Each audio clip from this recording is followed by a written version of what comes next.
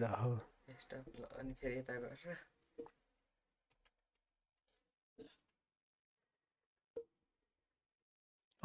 प्रणाम। यहाँहरू सबैलाई पुनः स्वागत गर्दछु। यो धम्मपद एवं दुःखमुक्ति साधना, धम्मपद योग सूत्रमा दुःखमुक्ति साधनाको दोस्रो चरणमा म गइरहेको छु। कसरी मानिस सुखी हुन्छन्, सुख दुःख के कारणले हुन्छ भन्ने विषयमा हामी प्रस्तुत गर्न गइरहेको छौँ। संसारमा सधैँ सुखी रहन सम्भव छैन, तर वासनाले मानिसलाई सदा सुखी रहने ध्यानमा लगाउँछ। यसका लागि मानिस हर तरहका मिहिनेत गरिरहन्छ, तर साधनाको अभ्यासले वासनाको गति कम गर्न सकिन्छ। जति जति वासना कम हुन थाल्छ, उति उति साधक अन्तर्मुखी हुन थाल्छ। आफ्नै शुद्ध चैतन्यको खोजीमा ऊ लिनु हुन थाल्छ। भित्र बसेको सुख र दुःख दुवै स्थितिलाई देख्ने साक्षी को हो, त्यसको खोजीमा साधक तल्लीन हुन थाल्छ। दुःखबाट सधैँका निम्ति मुक्ति पाउने उपाय के हो, बन्धनहरूबाट कसरी स्वतन्त्र हुने जस्ता जिज्ञासा समाधान गर्न उसले शास्त्र अध्ययन, सत्सङ्ग र साधना जारी राख्छ। मानिसले जे जस्ता विचार र निर्णय गर्छ, उस्तै प्रकारको कार्य पनि गर्न थाल्छ। उसले बुझिहाल्छ कहिले शान्त नहुने वासना पूर्तिमा जीवनलाई नष्ट गर्नुभन्दा दुःखमुक्तिको साधना, ध्यानको अभ्यास गर्नु हितकर छ। ध्यान भनेको ऊर्जाको घनीभूत अवस्था हो। सो अवस्थामा अनन्त उत्प्रेरणा अनुभूति हुन्छ, रचनात्मक उर्वरता अनुभूति हुन्छ, अन्ततः आनन्दको अनवरत स्फुरण हुन्छ। त्यही आनन्दका बेला सृष्टिको रहस्य अनुभूति हुन्छ। ध्यानको आविर्भाव। मानिसको चित्त अशान्त हुन्छ, अनेक आपद विपद खडा गर्छ र दुःख निम्त्याउँछ। अशान्त चित्तले स्वास्थ्यमा पनि दुष्प्रभाव पार्छ, पारिवारिक समस्या समेत पैदा गर्छ। साथीभाइ र आफन्तसँग आफ्नो सम्बन्ध बिगार्न थाल्छ। व्यवसाय या जागिरमा समेत समस्याको सामना गर्न पर्ने सक्छ। अत ध्यान साधना भनेको हामीभित्र कुनै पनि प्रकारका मानसिक तथा भावनात्मक दुवै प्रकारका दोषहरूमाथि विजय पाउन आरम्भ गरिने अनुष्ठान हो। यो अनुष्ठान मार्फत साधकहरूले सुव्यवस्थित ढङ्गले आफ्ना समस्याहरूमाथि विजय पाउँछन्। जब व्यक्ति आफ्नो खराब मनस्थितिबाट पूर्ण रूपले आजित भइसक्छ र मनै भन्न थाल्छ, बस अब अति भयो, मैले यो स्थितिबाट छुटकारा पाउनै पर्छ, मैले केही गर्नै पर्छ, तब व्यक्ति ध्यान साधनाको सम्बन्धमा खोजी गर्न थाल्छ। यद्यपि केवल ध्यान साधनाले हाम्रा समस्या समाधान हुन्छन् भन्ने सोच्नु व्यावहारिक नहुन सक्छ। ध्यान साधना एउटा साधन हो, एउटा भरपर्दो विधि हो। यद्यपि हाम्रा समस्या समाधान गर्नमा साधना र त्यसबाट उपलब्ध मनोदशाले धेरै भूमिका खेल्छ। तथापि केवल कुनै पनि समस्या मनोरथबाट मात्र समाधान हुन सक्दैन। ध्यान साधनाको साथमा अन्य भौतिक अवस्था पनि सुधार गर्दै जानु हितकर हुन्छ। जस्तो उच्च रक्तचापको समस्या छ भने ध्यान साधनाले त्यसमा नियन्त्रण हुन सक्छ, तर हामीले आफ्नो खानपानमा पनि परिवर्तन गर्नु आवश्यक हुन्छ र हामीले आफूलाई विभिन्न काम धन्दामा लगाउने र यथोचित व्यायामको अभ्यास पनि गर्नुपर्छ। ध्यान साधना कसरी गरिन्छ भन्ने जिज्ञासाका सन्दर्भमा अनगिन्ती विधि र पद्धतिहरू सामान्य आउँछन्। हामीले कुनै प्रकारको मनोवृत्ति विकसित गर्न चाहन्छौँ, त्यसै अनुसार साधना विधि रोज्नु हितकारी हुन्छ। यद्यपि हरेक विधिहरूमा कुनै विशिष्ट अभ्यासलाई बारम्बार दोहोर्याउने पद्धति उपयोग गरिन्छ। अभ्यास वैराग्याभ्याम तन्निरोधः। किनभने हामीले आफ्नो शरीरलाई अभ्यस्त बनाउनका लागि हामीलाई नियमित रूपले कुनै प्रकारको शारीरिक क्रियाको आवश्यकता पर्छ। त्यसैगरी हामीले आफ्नो चित्तलाई अभ्यस्त बनाउन निश्चित प्रकारको मानसिक क्रिया दोहोर्याइरहनु आवश्यक हुन्छ। काठमाडौँको बौद्ध स्थित सेचन गुम्बाका दिल्गो ख्यान्त्से रेम्पोछेको सम्बुद्ध व्यक्तिको हृदयको खजाना, the art treasure of the enlightened one नामक कृतिमा बौद्ध दर्शनको तिब्बती अनुशीलन सुष्ठु भाषामा समेटिएको छ। यो पुस्तक प्याटुअल रिम्पोछेको शास्त्रीय कृतिमाथिको टिप्पणी हो। पुस्तकमा बौद्ध ध्यान विधिको साङ्गो पाङ्गो चर्चा छ। समग्र कृति सम्यक दृष्टि, ध्यान र अभ्यासमा केन्द्रित छ। रिम्पोछेको अनुसार सम्यक दृष्टि, ध्यान र अभ्यास बौद्ध साधनाका 3 मुख्य चरण हुन्। यी 3 चरणको अभ्यास गरेरै मानिस आफ्नै मनमा अपार शान्तिको अनुभूति गर्न सक्छ। सृष्टिका विशालकाय जनावरदेखि सूक्ष्म कीटाणुसम्म सबैले सुख खोज्छन् र दुःख पीडाबाट बच्न चाहन्छन्।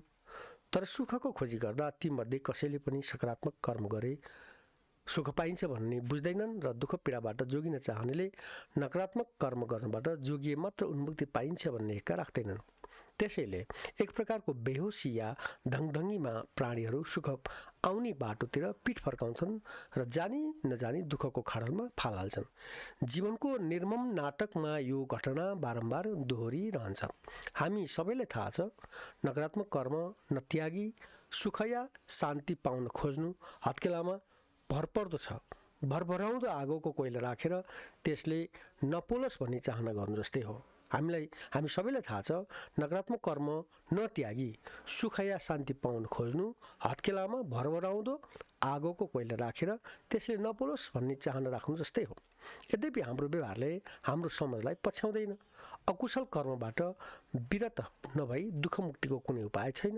तर हामी संस्कारवश अकुशल कर्मबाट अक्सर पूर्णतः विरत हुन सक्दैनौँ।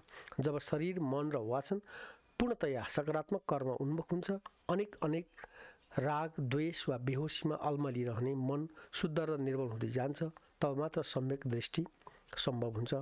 मनको स्वच्छ आकाशमा ध्यानको प्राकट्य हुन थाल्छ। ध्यानको अवस्थामा मात्र हामीले दुःख के हो भन्ने बुझ्छौँ र त्यसबाट मुक्तिको उपाय थाहा पाउँछौँ। तिब्बती बौद्ध साधना परम्परामा ध्यानको बुझाइ अलिक भिन्न छ। एकाग्रता पहिलो सिडी हो, तर त्यसपछि सम्यक दृष्टिलाई सघन बनाइरहनु, वर्तमानमा या होसमा रहनु, शरीर, मन र चित्तका भावभूमिहरूको विश्लेषण गरिरहनु, विक्षेप अर्थात् बाधाहरूलाई पन्छाउने चेष्टा गरिरहनु र सप्तबोधङ्ग स्मृति, धर्म, विचय, वीर्य, प्रीति, प्रशब्दी, समाधि र उपेक्षाको अनुसरण गर्दै सम्बोधिका लागि प्रयत्न गरिरहनु ध्यान हो। ध्यानको अभ्यास मात्र पर्याप्त हुँदैन। ध्यानपछि कुशल कर्महरूको सञ्चय गरिरहनु, करुणापूरित हृदयले सबैको कल्याणको कामना गर्नु, तदनुरूप प्रयत्न गर्नु अभ्यास हो। दिल्गो रिन्पोछेको पुस्तकमा यिनै 3 पहलुहरू सम्यक दृष्टि, ध्यान र अभ्यासको सरल, सठिक र सुस्पष्ट परिचर्चा छ। अनवरत ध्यानको अभ्यासले समाधिको अवस्था उपलब्ध हुन्छ। तस्मादुत्पादयत् प्रज्ञां दुःख निवृत्तिकाङ्क्षया। दुःखको समूल निवृत्तिका लागि प्रज्ञा जागृत गर्नु आवश्यक हुन्छ। गहन समाधिका बेला प्रज्ञोदय हुन्छ। प्रज्ञाका सम्बन्धमा आगामी अध्यायमा चर्चा हुनेछ। अध्याय 2, दुःखको कारण एवं दुःख मुक्ति विवेचना। दुःखको कारण द्वैत। महर्षि अष्टावक्र द्वैतको अवधारणालाई दुःखको मूल कारण मान्छन्। अष्टावक्र गीतामा भनिएको छ, द्वैत मूलमहो दुःखम नान्यतस्यासि भेषजम् दृश्यमेत मृषा सर्व मेको अहम चिद्रसो अमल। आश्चर्य त के हो भने दुःखको मूल कारण द्वैत हो, त्यसको औषधि अन्य के होइन। केवल यही निश्चय कि यो सब दृश्य झुट हो, मिथ्या हो। मनै अद्वैत शुद्ध चैतन्य रस हुँ। अष्टावक्र र राजा जनकको संवादका क्रममा जनकका जिज्ञासाहरू शान्त हुँदै गए र उनलाई आत्मज्ञान भयो। आत्मज्ञान अनुभूति भएपछि राजा जनकलाई अद्वैतको अनुभूति भयो। द्वैत मेटियो, तमाम भिन्नताहरू समाप्त भएर एकत्वको आभास भयो। म र मेरो भन्ने भाव मेटियो। यस्तो अनुभूति भएपछि उनी भन्छन्, संसारमा दुःखको कारण द्वैत नै हो। द्वैतको कारण अहङ्कार हो, जसले गर्दा व्यक्तिले आफूलाई अन्य प्राणी तथा परमात्माबाट भिन्न भन्ठान्दछ। स्वामी केशवानन्द अष्टावक्रको यो सुनिश्चयलाई व्याख्या गर्दै भन्छन्, आफू र अस्तित्वलाई भिन्न देख्नाले नै व्यक्ति लोभ, ईर्ष्या, द्वेष, सङ्घर्ष, आफ्नो पराई, सुरक्षा आदि अनेक शारीरिक, मानसिक ग्रस्त हुन्छ। यिनको कुनै उपचार छैन, यिनको कुनै औषधि पनि छैन। यी सबैको मूलमा अहङ्कार छ। अहङ्कार मेटिएपछि नै अद्वैतको बोध हुन्छ। किन्तु जीवले अहङ्कारलाई मजबुत गर्दै जान्छ र बाँकी बिरामीको उपचार खोज्छ, जसले गर्दा कुनै औषधिले काम गर्दैन। जीवले आफूलाई अस्तित्वबाट अलग सम्झन्छ र सोच्छ कि मेरो अलग अस्तित्व छ। यस्तो मानेर उसले समस्त अस्तित्वसँग सङ्घर्ष गर्छ, प्रकृतिमाथि विजय चाहन्छ। यसका लागि उसले हिंसा, चोरी आदि सबै गरिहित कर्म गर्न सक्छ। यसैले गर्दा दुःख हुन्छ। किन्तु यो द्वैत मिथ्या हो, यसलाई ऊ जान्न चाहँदैन। यस्तो गर्नाले उसको अहङ्कार मेटिनेछ, उसको अस्तित्व मेटिनेछ। उसलाई ऊ मेटाउन चाहँदैन, किन्तु केही मेटिँदैन भन्ने रहस्य उसलाई पत्तो हुँदैन। अहङ्कार क्षुद्र हुन्छ र अहङ्कार मेटेपछि परम अस्तित्वसँग सम्बन्ध हुन्छ। उसलाई अद्वैतको अनुभूति हुन्छ। तब हुन्छ सुखानुभूति, तब अनुभूति हुन्छ परमानन्दको। यो ज्ञान नहुनाले उसले क्षुद्रलाई समातेर बसेको छ। जतिखेर मानिसले आफू अखण्डको हिंसा हुँ भन्ने जान्दछ, म अस्तित्वबाट भिन्न छैन भन्ने जान्दछ, त्यो दिन उसलाई समग्रताको बोध हुन्छ र उसका सारा दुःख हट्छन्, छुट्छन्। दुःखको परिभाषा दुःख र सुख र दुःख जीवनमा अभिन्न अवस्था हुन्। अधिकांश त के देखिन्छ भने सुखका पछि दुःख आउँछ र दुःखका पछि सुख आउँछ। जसरी दिन र रात एक अर्कालाई पछ्याइरहन्छन्, जसरी गोरु गाडाका पछि गाडाका चक्काहरू घुमिरहन्छन्, उसै गरी सुख र दुःख मानिसको जीवनमा आउजाउ गरिरहन्छन्। अनेकौं विद्वानहरूले सुख र दुःखको कुशल विवेचना गरेका छन्। आध्यात्मिक एवं भौतिक चिन्तन शीर्षकको कृतिमा डाक्टर छविलाल गजुरेल भन्छन्, आध्यात्मिक क्षेत्रमा सुखलाई संसारी सुखमा मात्र सीमित नराखेर परमार्थिक सुख वा आनन्दसम्म विस्तार गरिन्छ। संसारिक सुखलाई तुच्छ सम्झिन्छ। संसारमा प्राप्त हुने सुखलाई क्षणिक र अस्थायी मानेर अक्षुण्ण र स्थायी सुखको चाहना गरिन्छ। दुःखलाई सुखको कारण मानेर दुःखभित्र नै सुख खोज्ने प्रयास गरिन्छ। शारीरिक सुखको वास्ता नगरेर ईश्वर प्राप्तिका लागि भनौँ या स्थायी सुख प्राप्तिका लागि दुःखलाई नै वर्णन गरिन्छ। स्थित प्रज्ञ व्यक्ति त सुख र दुःखलाई समान रूपले देख्दछ एवं अनुभव गर्दछ। गीताको निम्न पद्यले यही तथ्य उद्घाटन गर्छ। सम दुःख सुख स्वस्थ सम लोष्टास्म काञ्चनः तुल्य प्रिया प्रियो धीरस तुल्य निन्दात्म संस्तुति। स्थित प्रज्ञ अर्थात् प्रज्ञामा स्थित भइसकेको साधकले दुःख र सुखलाई समान रूपले स्वीकार गर्दछ। माटो, ढुङ्गा र सुवर्णलाई समान मूल्यवान सम्झन्छ। उसले प्रिय र अप्रियलाई उत्तिकै समान रूपले स्वीकार गर्छ। निन्दा एवं स्तुतिलाई उस्तै मान्छ।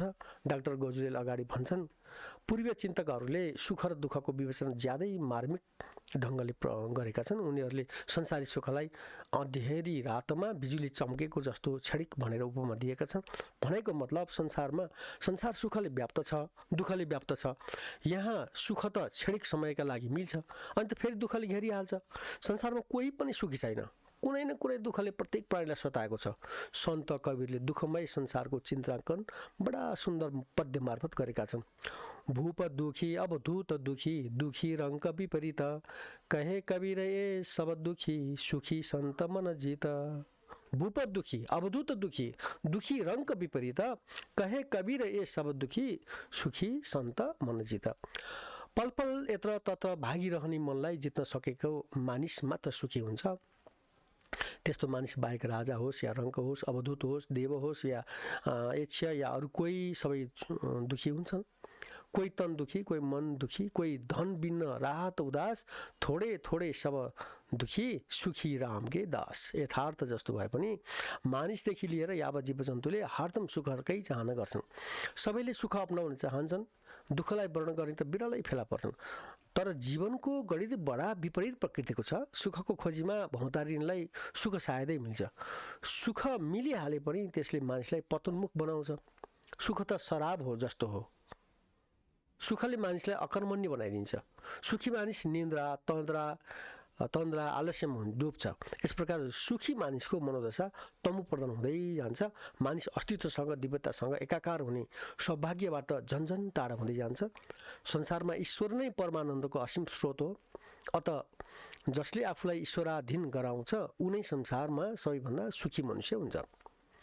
डाक्टर गजुरेल भन्छन्, दुःखलाई अपनाएपछि मात्र ईश्वरको चिन्तन हुन सक्छ। सुख र ऐसो आरामको अभिमानयुक्त जिन्दगीमा मानिसले आफूलाई ईश्वरीय आनन्दबाट टाढै बनाउँदछ। यसर्थ हाम्रा ऋषिमुनिले दुःखलाई नै आफ्नो साथी बनाए। दुःखकै माध्यमबाट सुखको अनन्त स्रोत ईश्वर छेउ पुग्ने चेष्टा गरे। सच्चा सुख प्राप्तिका लागि हाम्रा पूर्वज ऋषिमुनि र साधकले शरीरलाई सुकाएर उग्र साधना गरे। गर्मीमा पञ्चाग्नि तापेर तपस्या गरे भने शीत ऋतुमा घाँटीसम्म चिसो पानीमा डुबेर ब्रह्मचिन्तन गरे। कयौँ साधकले ईश्वरले अनुग्रह गरेर संसारी वैभव प्रदान गर्दा पनि लिएनन्। संसारी सुख अनित्य छ र यसको परिणाम दुःखमय छ भन्ने जानेर उनीहरूले सुख शैललाई तिलाञ्जली दिए। संसारी वैभव त्यागेर कष्टप्रद साधनामा तल्लीन भएका उज्जवल र कीर्तिमय उदाहरणहरू हाम्रा धर्मग्रन्थहरूमा सर्वत्र छरिएका छन्।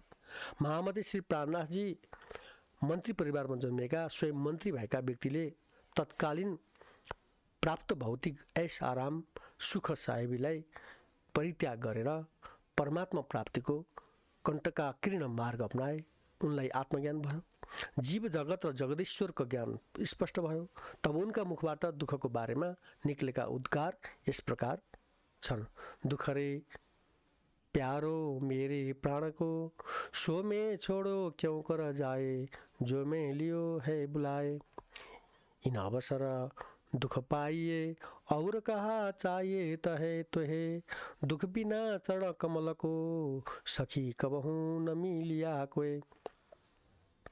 जिन सुख पिउ जी ना मिले, सो सुख देऊ रे जलाए, जिन दुख पिउ मिले, मैं सो दुख लेऊं बुलाए। दुख तो हमारो आहार है, औरन को दुख खाए, दुख के भागे सब फिरे, कोई बिरला साथ निभाए। ता कारण दुख देत है, दुख बिना नींद न जाए, जिन अवसर मेरा पिउ मिले, सो अवसर नींद गमाए। इन दुख से कोई जिन डरो, इन दुख में पिउ को सुख, जो चाहत है सुख को आखर तिन में दुख। दुख से पिउ जी मिलसी, सुखे न मिलिया कोई, अपने धनी का मिलना, सो दुखे से होए। श्री तारतम सागर किरंतन प्रकरण 16। अर्थात सांसारिक सुख दुःख, सुख सुख होइन, भ्रम मात्र हो। सुख त शाश्वततामा छ। संसार शाश्वत होइन। अशाश्वत संसारले शाश्वत सुख दिन सक्दैन। जोसँग जे छ उसले त्यही नै दिने हो। संसारसँग दुःख छ, संसारले दुःख नै दिन्छ। संसारबाट सुखको अपेक्षा राख्नु नै मूर्खता हो। अत यदि शाश्वत सुखको अभिलाषा छ भने हामीले संसारिक दुःखलाई सहर्ष स्वीकार गर्नुपर्छ, किनकि दुःख र पीडामा सदैव परमात्माको याद आउँछ। जसरी ठेस लाग्दा होस् या अचानक केही पीडा अनुभव हुँदा मुखबाट सहसा आमा शब्द निक्लिन्छ, त्यस्तै दुःखको पीडामा घडीमा मनुष्य जात ज्ञात अज्ञात परमात्मालाई पुकार्दछ। कमलकोटीले अरूकै बच्चा आफ्नो गुणमा राखेर बाहिरबाट झ्याउँ झ्याउँ झ्याउँ गरेर कराउँछ। उसको शब्दले डराएर त्यो अर्कै प्रजातिको बच्चा पनि दिनरात कमलकोटीले स्मरण गरेर कमलकोटीकै रूप धारण गर्छ। हो त्यस्तै साधक पनि दिनरात परमात्मालाई याद गर्दछ, शाश्वत सुखको स्मरणमा रत रहन्छ। पल पल परमात्माको स्मरण तब नै सम्भव हुन्छ जब सजगताका साथ, जागृतिको साथ जीवनमा आउने दुःखलाई हाँसेर स्वीकार गर्दछ। स्वीकार मात्र होइन, साधकले संसारिक दुःखलाई त निमन्त्रण दिन्छ। श्री प्राणनाथजी अगाडि भन्नुहुन्छ, संसारिक दुःख त क्षणिक हो। जब क्षणिक र तुच्छ दुःखको बदलामा मलाई अखण्ड र सर्वश्रेष्ठ सुख प्राप्त हुन्छ भने म त्यो अल्प दुःखलाई किन स्वीकार नगर्ने। जुन दुःखले परमात्माको अनुभव हुन्छ, दर्शन हुन्छ, सान्निध्यता प्राप्त हुन्छ, त्यस्तो दुःखलाई त म बोलाइ अपनाउन तयार छु। तर जुन सुखलाई हामी सुख सम्झिरहेका हुन्छौँ, त्यस्तो सुख तुच्छ सांसारिक सुख भोगाइले म मेरो मालिक मेरा ईश्वरसँग टाढिन्छु। यस्तो सुख मलाई कदापि स्वीकार छैन। म त्यसलाई तुच्छ कसिङ्गर समान मानेर त्यागिदिन्छु। अतः म परमात्मामा सँग प्रार्थना गर्छु कि हे मालिक, मलाई त पल पल क्षण क्षण दिनरात दुःख दर्द र पीडा नै प्रदान गर्नुहोस्, किनकि यसले हजुरको याद बार बार आउँदछ। हजुरको याद जस्तो परम सुखहरू केहीमा छैन। आजसम्मको इतिहास साक्षी छ कि होसपूर्वक जसले संसारिक दुःखलाई सहर्ष स्वीकार गरे उनीहरूले नै वास्तवमा सुखी भए। संसारिक सुखलाई सुख मानेर मग्न हुनेहरू अन्तत गत्वा दारुण दुःखमा हुम्बिए। अत म हाँसी हाँसी दुःखलाई वर्णन गर्दछु, किनकि यसको परिणाम परम सुख हो।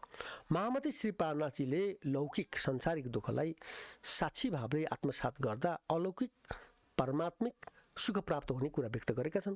उनी भन्छन्, संसारको दुःख त मलाई अतिशय प्रिय लाग्दछ। यो दुःखलाई म त्याग्न सक्दिनँ, किनभने यसलाई मैले हृदयपूर्वक आमन्त्रण गरेको हुँ। सांसारिक जुन तुच्छ तथा क्षणिक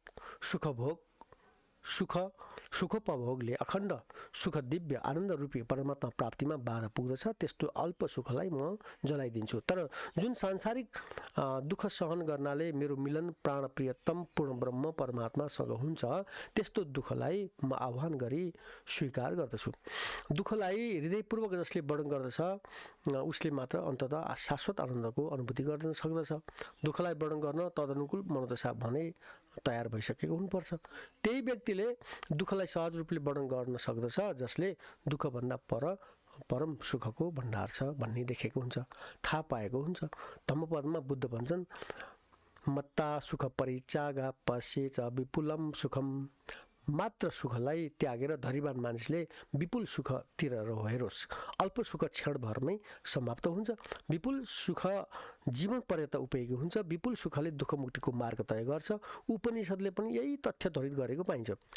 यो वै भूमा तत् सुखम नाल्पे सुखमस्ति यदल्पम तन्मर्त्यम।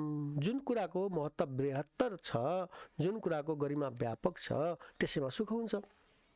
अल्प प्राप्तिमा सुख हुँदैन। जुन कुरा सीमित हुन्छ, थोरै हुन्छ, त्यो शीघ्र नाशवान हुन्छ। सांसारिक पदार्थ तथा स्वरूपहरूका लागि भौतारिने मानिसले आत्माको दिव्य प्रकाशमा आह्लादित हुने समय नै पाउँदैन। मन त एउटै हुन्छ, त्यसलाई चाहे संसारको प्रेममा लगाऊ या दुःखको साधनामा। मनको विषयमा उपनिषदमा भनिएको छ, मन एव मनुष्याणां कारणं बन्धमोक्षयो बन्धाय विषयासक्तं मुक्तत्यै निर्विषयं स्मृतम्। अर्थात् मन नै मनुष्यलाई बन्धन र मोक्ष प्रदान गर्ने प्रमुख कारण हो। विषययुक्त मन, बन्धन र विषययुक्त मन मोक्ष मुक्तिको कारण हो। विषययुक्त मन, विषय मुक्त मन। यसलाई महामती श्री पारनाथजीले अझै सुस्पष्ट रूपले प्रकाश पारेका छन्। मन के हारे हारिए, मन के जीते जीत, मन ही देवे सत चाहे भी, मन ही करे फजित। सीतात्म सागर सनन्द प्रकरण 25:26। अर्थात् मनुष्यको हार जित, विजय पराजय सबै मनमा निर्भर छ। यदि मनमा दृढ सङ्कल्प छ भने मनुष्यले अवश्यमै विजयश्री प्राप्त गर्दछ। चाहे बाह्य शत्रुसँग हो या आन्तरिक शत्रुसँग, यदि मन नै निर्बल छ भने शरीर सबल भए पनि मनुष्य विजय प्राप्त गर्नबाट वञ्चित हुँदछ। तात्पर्य के हो भने मन नै त्यस्तो तत्त्व हो जसलाई दृढ बनायो भने यसले परम सुखको अनुभूति प्रदान गर्छ। तर यसलाई स्वच्छन्द छोड्यो भने या यसको गुलाम बन्यो भने असाध्य दुःख त अर्ध पनि त्यसैले निम्त्याउँछ। अतः साधना रोज्ने मानिसले यस मनलाई दृढ बनाएर आफ्नो चित्त शुद्धिका लागि प्रयत्न गर्छन्। किनभने आत्मामा अस्तित्वको प्रकाशलाई स्वागत गर्नको लागि त्यहाँ शुद्धता कायम राख्नु अनिवार्य हुन्छ। तुलसी साहेब भन्छन्, दिल का हुजारा साफ कर, जानाम के आने के लिए, ध्यान गैरों का उठा उसके बिठाने के लिए। अस्तित्वले समस्त प्राणीहरूलाई हरदम सुख र शान्ति र आनन्दको वर्षा गरिरहेको हुन्छ। अस्तित्वको अजस्र स्रोतबाट निरन्तर उपलब्ध आनन्द अनुभूति गर्नको निम्ति अरू केही गर्नु पर्दैन। केवल आफ्नो चित्तमा व्यर्थका व्यक्ति, वस्तु या परिस्थितिलाई स्थान दिनु हुँदैन।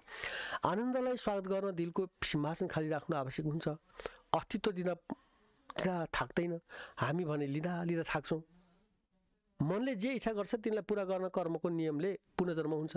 हामीले थप इच्छा र तृष्णा पैदा गर्छौँ, तरन्त ती वासना पुरा गर्न फेरि अनुकूल स्थान र समयमा जन्म हुन्छ।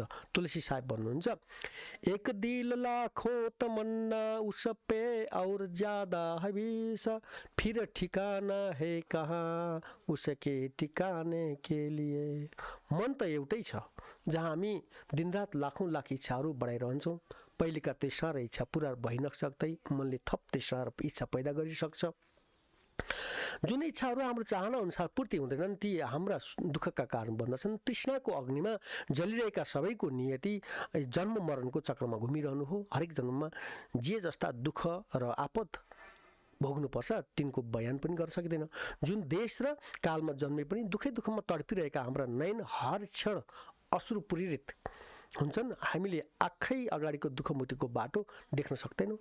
सन्त कबीर आफ्नो यो दशा देखेर होसमा आओस् भन्ने शुभेच्छा राख्दै भन्छन्, क्या लेकर जन्म लियो है, क्या लेकर जाओगे, मुट्ठी बांध कर जन्म लिया है, हाथ पसारे जाओगे। यह तन है कागज की पुड़िया, बूंद पड़त गल जाओगे। कहता कबीर सुनो भाई साधो, एक नाम बिना पछताओगे, एक नाम बिना पछताओगे। संसारमा जन्मने सबैले भोग्ने नियति उस्तै छ। धर्मशास्त्र मनुस्मृतिको यो पद्यले सुख र दुःखलाई खुलस्त बनाएको छ। सर्वपरवशम सुखम दुःखम सर्वपरवशम दुःखम सर्वात्मा वशम सुखम एतद् विद्यात्म समासेन लक्षणम सुख दुःखयो। मनुस्मृतिमा हिन्दू विधानकार ऋषि मुनि भन्छन् सुख र दुःखको लक्षण खोट्याउन सरल छ। अरूको बसमा जीवन जिउन पर्नु दुःख हो। आत्मवश अर्थात् स्वतन्त्रतापूर्वक जीवन बिताउन पाउनु सुख हो। विदुर नीतिमा महात्मा विदुरले दुःख र सुखको विवेचना गरेका छन्। उनका अनुसार 6 प्रकारका मानिस सदा सुखी रहन्छन्। ईर्ष्या ईर्षि घृणी न सन्तुष्ट क्रोधनो नित शङ्कित परभाग्योपजीवी च सडेते नित दुखिता। ईर्ष्या गर्ने, घृणा गर्ने, असन्तोषी, क्रोधी, सदा शङ्कित रहने र अरूको भाग्यमा जीवन निर्वाह गर्ने यी 6 प्रकारका मानिस सदा दुखी रहन्छन्। त्यसैगरी महात्मा विदुरले सुखी मानिसका लक्षण पनि बताएका छन्। उनी भन्छन् आरोग्यमा निर्नियम्य विप्रवास सद्भिर्मनुष्यै सह संप्रयोगः स्वप्रत्यया वृत्तिरभितवास सर्जीवलोकस्य सुख निराजन।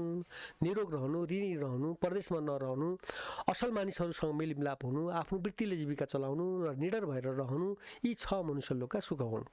सोही प्रसङ्गमा विदुर भन्छन् धनको आय, राम्रो स्वास्थ्य, पत्नी अनुकूल तथा प्रियवादिनी हुनु, पुत्र आफ्नो वशमा हुनु, आयकारी विद्या आर्जन गर्नु र यी 6 अवस्थामा मानिस सुखानुभूति गर्छ। संसार दुःखमय छ। दुःखमय संसारप्रति प्रेम र मोह हाम्रो दुःखको कारण हो। त्यस्तो प्रेम र मोहबाट मुक्त हुनु, दुःखबाट मुक्त हुनु हो। राधा स्वामी सत्सङ्ग व्यासका मान्यवर आध्यात्मिक गुरु महाराज चरण सिंह भन्छन् त्यो स्वाद कुन कुराको हो जसलाई पाएर हाम्रो मनले संसारको मोह अथवा प्रेमलाई छोडिदिन्छ। महात्मा आफ्नो अनुभव बताउँछन् त्यो शब्द अथवा नामको स्वाद हो। त्यो स्वाद यति उच्च पवित्र र निर्मल छ कि त्यसलाई पाएर हाम्रो मनले स्वतः संसारको मोह र प्रेमलाई छोडिदिन्छ। जसलाई हिरा र जवाहरात मिल्दछन् ऊ कौडीहरूका लागि गल्ली गल्ली ठक्कर खाँदैनन्। किशोरीहरू पुतली तथा खेलौनाहरूसँग जबसम्म खेल्छन् तबसम्म उनीहरूको विवाह हुँदैन, किनभने विवाहपछि किशोरहरू पतिको प्रेममा मुग्ध हुन्छन्। खेलौनाहरूको प्रेम फिक्का लाग्छ। राधा स्वामी सत्सङ्ग व्यासले हट कर्मका माध्यमले मनलाई संसारबाट हटाउँदैमा स्वतः हट्छ र परमात्मासँग एकाग्र हुन थाल्छ भन्ने धारणा सही मान्दैनन्। एउटा कुरा त्याग्दैमा अर्कोसँग स्वतः प्रेम हुन्छ भन्ने छैन। यद्यपि जब कुनै व्यक्ति वा वस्तुसँग प्रेम हुन थाल्छ तब मनले बाँकी सबै स्वाभाविक रूपमा छोडिदिन्छ। मनको स्वभाव कस्तो छ भने यसले एकै समयमा दुई चिजहरूलाई प्रेम गर्न सक्दैन। वैराग्यले साधकमा लगाव उत्पन्न गराउन सक्दैन। केवल लगावले हामीभित्र वैराग्य उत्पन्न गराउन सक्छ। महाराज चरण सिंह अगाडि भन्दछन् यदि कुनै किशोरीलाई विवाह हुनुभन्दा अघि सम्झाइयो भने कि माता पिताको प्रेम छोडिदे, भाइ बहिनीहरू साथसङ्गीहरूलाई भूल ताकि तेरो विवाह गरिदिउँ भने यो उनका लागि कठिन मात्र होइन कि अझै असम्भव हुनेछ। विवाहपछि जब उसको आफ्नो पतिसँग प्रेम हुन्छ भने आमा बाबु भाइ बहिनी साथी सङ्गीलाई स्वतः भुल्दछ। एकजना भिखारी कौडी माग्दै घुम्दछ, उसबाट यदि हामीले एक कौडी मात्रै खोज्ने कोसिस गर्यौँ भने ऊ मार्न तयार हुन्छ। तर जब हामीले उसको हातमा असर्फी दियौँ भने उसको कौडी भएको मुठी स्वतः खुल्दछ। ना खुदा मसीते लबदा, ना खुदा खाना कावे, ना खुदा कुरान कत्तेवा, ना खुदा नमाजे, ना खुदा मैं तीर्थ डीठा एवे पैडे आगे, बुल्ला सौह जब मुर्सिद मिल गया टुटे सब तगादे। बुल्ले शाह भन्छन् न भगवान मस्जिदमा फेला पर्नुभयो, न काबेमा, न कुरान इत्यादि किताबमा भेटिनुभयो, न त नमाजमा, न भगवान तीर्थादिमा देखिनुभयो, न अन्यत्र कतै। बुल्ले शाह भन्छन् जब मुरासिद अर्थात् गुरु फेला पर्नुभयो तब कतै भौतारिनु परेन। महामती श्री पारनाथजीको भनाइ छ कि आत्म पहिचानको प्रथम सोपान नै जीवन मुक्त सद्गुरुको सङ्गत प्राप्त हुनु हो। अत सर्वप्रथम सद्गुरुको खोज आवश्यक छ।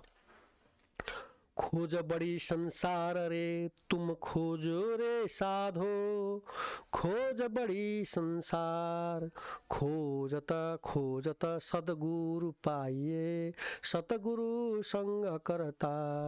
सिद्धार्थ सागर कीर्तन प्रकरण 26:4-1। समर्थ सद्गुरुको सत्सङ्ग र सानिध्यताले नै सत्यको प्राप्ति सम्भव छ। सत्य नै परमात्मा हो। सद्गुरुको परमात्मासँग सिधा सम्पर्क भएको हुन्छ। साधकलाई परमात्मासँग कनेक्ट कनेक्ट गराउने कार्य सद्गुरुद्वारा नै हुन्छ अथवा आत्मकल्याणार्थ समर्थ सद्गुरु खोजेर प्राप्ति गर्नु नै साधकको कर्तव्य हुन्छ। सद्गुरु सोही जो आप चिन्ह आवे माया धनी और घर सब चिन्ह परे आखर कि ज्यू भुलिए नै अवसर।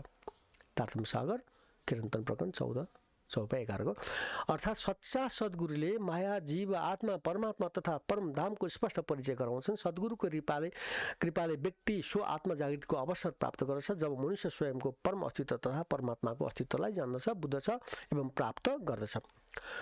तब मनुष्य परम आनन्दमा मग्न हुँदछ। यही पहिचान सुख उपजे सन मन्थ धनी अंकुर अर्थात् आत्मा तथा परमात्माको शाश्वत सम्बन्धको अनुभवद्वारा नै मनुष्यले परम सुख, परम शान्ति एवं परम आनन्दलाई प्राप्त गर्न सक्दछ।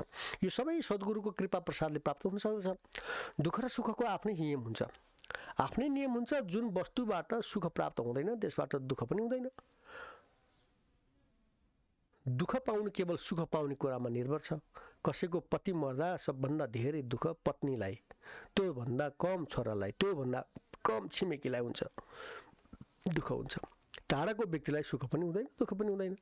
जगद्गुरु कृपालजी महाराज भन्छन् जुन व्यक्तिलाई जुन वस्तु प्राप्त गर्दा जति आनन्द प्राप्त हुन्छ त्यस व्यक्तिलाई त्यो वस्तुको वियोगमा त्यति नै दुःख पनि प्राप्त हुन्छ। वस्तु त त्यस वस्तुमा दुःख हुँदैन, त्यो दुःख हाम्रो काल्पनिक मान्यताको परिणाम मात्रै हो। पहिलो रसभरी खाँदा बडो स्वादिलो हुन्छ, बडा सुख अनुभव हुन्छ। दोस्रो रसभरी खाँदा त्योभन्दा कम सुख हुन्छ। तेस्रोमा अझै कम, 10औँमा न सुख न दुःख, 11औँमा वाक्क ब्याक्क हुन थाल्छ, 15औँमा त मानिस चिच्याउन थाल्छ, मलाई वान्ता हुन लागिसक्यो, अब पनि खाएँ भने त मर्छु होला। लामो रेखालाई छोटो बनाउन त्योभन्दा लामो रेखा कोरिदिए पुग्छ। सानातिना झन्झटबाट मुक्त हुन ठुलो काममा आफूलाई संलग्न गराए पुग्छ।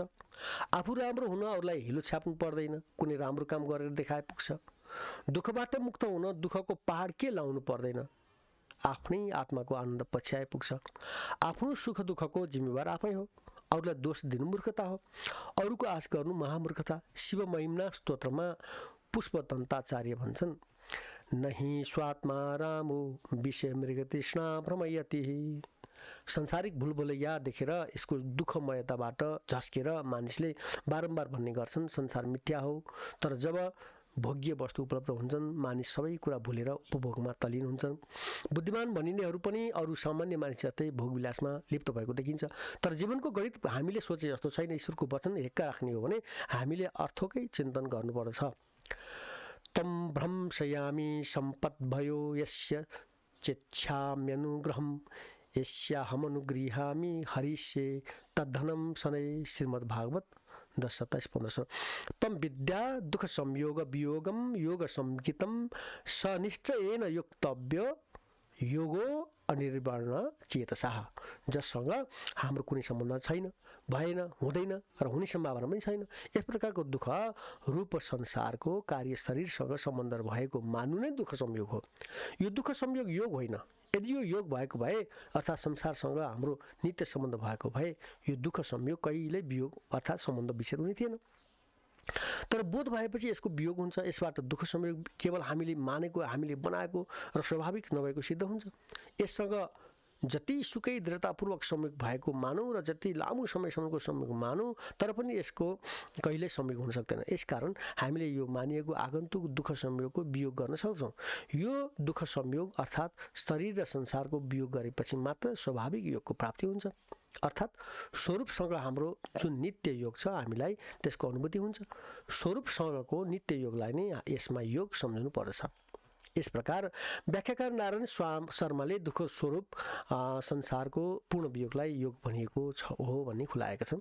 गीताकै 6औं अध्यायको 1 पद्यको अनुवाद गर्दै नारायण शर्मा अगाडि भन्छन् मनुष्यलाई जुन सुख प्राप्त भइरहेको छ त्योभन्दा अधिक अर्थात् धेरै सुख देखियो भने ऊ त्यसको लोभमा परेर विचलित हुन्छ। जसरी कसैलाई 1 घण्टासम्म काम गरेको 100 रुपियाँ मात्र प्राप्त हुन्छ। यदि त्यस समयमा अर्को ठाउँमा 1000 रुपियाँ पायो भने त्यो 100 रुपियाँको स्थितिमा विचलित हुन्छ र 1000 रुपियाँको स्थितिमा जान्छ। निन्द्रा आलस्य र प्रमादको तामस सुख प्राप्त भए पनि जब विषयजन्य सुख धेरै राम्रो लाग्दछ त्यसमा धेरै सुख भएको अनुभव हुन्छ। त्यसपश्चात मनुष्य तामस सुखलाई छाडेर विषयजन्य सुखतिर तदारुकताका साथ लाग्दछ। त्यसरी नै जब ऊ विषयजन्य सुखभन्दा माथि उठ्छ तत्पश्चात सात्विक सुखका लागि विचलित हुन्छ र जब सात्विक सुखभन्दा माथि उठ्छ त्यस पश्चात आत्यन्तिक सुखका लागि विचलित हुन्छ। तर जब आत्यन्तिक सुख प्राप्त हुन्छ त्यस पश्चात ऊ त्यसबाट विचलित हुन सक्दैन, किनकि आत्यन्तिक सुखभन्दा धेरै अर्को कुनै सुख छैन र कुनै लाभ पनि छँदै छैन। आत्यन्तिक सुख नै सुखहरूको अन्तिम सीमा हो। ध्यानयोगीलाई यस्तो सुखको प्राप्ति भइसकेपछि ऊ जस्तो सुखी परिस्थितिमा पनि विचलित हुँदैन। भिक्षु गीतामा दुःखको कारणका सम्बन्धमा सुन्दर विवेचना गरिएको छ। महामती श्री प्राणजीले पनि दुःख मुक्तिको लागि स्वरूपानुभूति स्वरूपानुभूति हुन आवश्यक मानेका छन्। पहले आप पहचानो रे साधो, पहले आप पहचानो, बिना आप चिन्ने पार ब्रह्म को कौन कहे मैं जानो। जब लग घर पावत नहीं अपनो, तोलो भटकत फिरत भरमानो। श्रीतार्थ सागर कीर्तन प्रकरण 1 चौपाई 1-2। अर्थात् साधकले सर्वप्रथम यो शरीर मन बुद्धि चित्त अहङ भन्दा सर्वथा भिन्न आत्मतत्त्वको अनुभव गर्नुपर्दछ। आत्मानुभूति पश्चात परमात्माको अनुभव सम्भव हुन सक्दछ। आत्मा तथा परमात्माको ज्ञान एवं अनुभव भए पश्चात परमात्माको दिव्य धाम जहाँबाट यो आत्मा यस संसारमा आएको हो, यसलाई गीतामा श्रीकृष्णजीले यद्गत्वा न निर्वर्तन्ते तद्धाम परमं मम, जहाँ पुगे पश्चात पुनः यो दुःखरूपी संसारमा आउनु पर्दैन, त्यो नै मेरो परमधाम हो भन्नुभएको छ। यस्तो परमधाम प्राप्ति भएपछि मात्र आत्माले नित्य अखण्ड शाश्वत सुख प्राप्त गर्छ। जबसम्म साधकले आफ्नो आत्माको योग परमात्मासँग गराउँदैन तबसम्म सुख एवं आनन्द कहिल्यै प्राप्त हुन हुँदैन। यसरी श्री प्राणजीले स्वस्वरूपानुभूति हुनु एवं स्वयंलाई परमात्माको अभिन्न शक्ति आत्मा जान्नुलाई नै परम योग भन्नुभएको छ। यही योग नै संसारिक दुःख मुक्तिको प्रमुख साधना हो। उहाँ अझै अगाडि भन्नुहुन्छ, हो मेरी वासना तुम चलो आगम के पार, आगम पार पार पार तहाँ है तेरो करार। अर्थात् हे आत्मा, हे साधक, हे जन, तिमी साधकजन, तिमी यो संसारको क्षणभङ्गुरतालाई चिनेर आफ्नो मूल घर परमधाम जुन यो संसारको हद सीमाभन्दा अगाडि विहद भूमि त्यहाँभन्दा पनि पर अक्षरधाम एवं अक्षरधामभन्दा पनि श्रेष्ठ परमधाममा आफ्नो सुरतालाई लगाऊ। तब मात्रै परम शान्ति, परम ज्ञान, आनन्द प्राप्त हुनेछ। किनभने आनन्दको मूल नै परमात्मा हो। परमात्मा एवं परमधाममा नै वास्तविक आनन्द छ। अझै यो भन्दा उचित होला कि परमात्मा नै साक्षात् आनन्द हो। हामी सबै आत्मा परमात्माका ओस अंश भएको कारण आत्माले सदैव आनन्दमा नै रमण गर्दछ। त्यही कारण यो संसारमा पनि परमानन्द प्राप्तिको चाहना हामीमा भएको हो। यो संसार त अशाश्वत हो, अशाश्वत हो, दुःखालय हो। अत यहाँ शाश्वत सुखको चाहना राख्नु मूर्खता हुन्छ। साधकले शाश्वत सुख एवं अखण्ड आनन्दको प्राप्ति त शाश्वत आत्मा परमात्मा एवं परमधामको प्राप्तिले मात्र गर्न सक्दछ। अस्तु। श्रीमद् भागवत महापुराणमा उपलब्ध भिक्षु किताबमा भगवान श्रीकृष्णले आफ्ना परम सखा उद्धवजीको एक भिक्षुको प्राचीन आख्यानको माध्यमले मनोजयको उपाय सुनाइरहेका छन्। दुर्जन मानिसले मनलाई क्षुब्ध बनाउने आचरण गरे भने मुमुक्षु मानिस उद्वेलित नभई उसलाई पूर्ण क्षमा गरिदिनुपर्छ, किनभने सुख अथवा दुःखको कारण अरू कोही होइन, आफ्नो मन नै हो। सुख दुःख प्रदो नान्य पुरुषस्य आत्म विभ्रमः। यो संसारमा मानिसलाई अरू कसैले सुख दया दुःख दिँदैन। अरूले सुख दुःख दियो भन्नु मानिसको चित्त भ्रम मात्र हो। मानिसलाई उसकै मोहासक्त मनले कर्मबन्धनमा पार्छ। यो मन कुनै पनि प्रकारले एकाग्र भएर भगवानमा लाग्नु नै परम योग हो। गणेश गीतामा दुःख मुक्ति। सुखम च त्रिविधम राजन, दुःखम च क्रमतः शृणु, सात्विकम राजसम चैव तामसम च मयोच्यते, विषवद भासते पूर्वम दुःखस्यान्तकरं च यत्, इच्छमानं तथा वृत्तया यदन्ते अमृतवद् भवेत्, प्रसादात् स्वस्य बुद्धिर्यत् सात्विकं सुखमेदितं। गणेश गीतामा गणेश भन्छन् सुख दुःख पनि तीन प्रकारका हुन्छन्। ती यस प्रकार छन्। पहिला विष सम्मान प्रतीत हुने तर दुःखको अन्त्य गर्ने, मनोवृत्तिद्वारा इच्छा गरिएका, अन्तमा अमृत समान हुने तथा उस जसले आफ्नो बुद्धिलाई आनन्द दिने होस् त्यस्तो सुख सात्विक हो।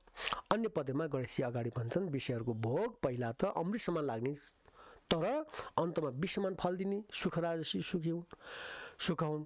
यसै गरी तन्द्रा तथा प्रमादबाट उत्पन्न भएको आलस्य भरिएको तथा आफूलाई सदा मोह उत्पन्न गराउने सुख तामसी सुख हो।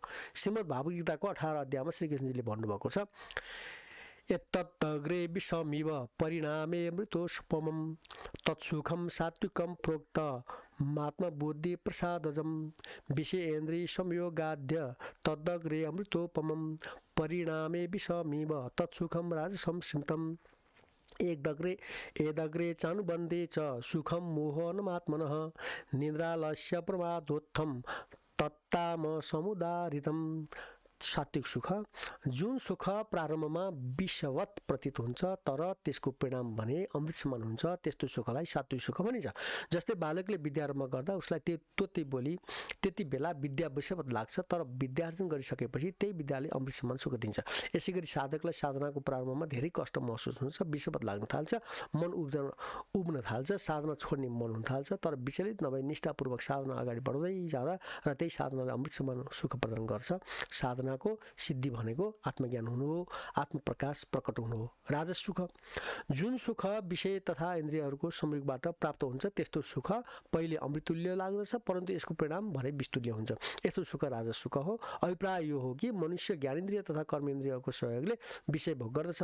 जति बेला विषय भोग गर्छ त्यति बेला उसलाई विषय बहुत रुचिकर प्रतीत हुन्छ, सुखकारी महसुस हुन्छ, परन्तु विषय भोगद्वारा बल वीर्य रूप बुद्धि मेधा धन तथा उत्साहको ह्रास हुनुको साथै स्वास्थ्य पनि बिग्रिन्छ।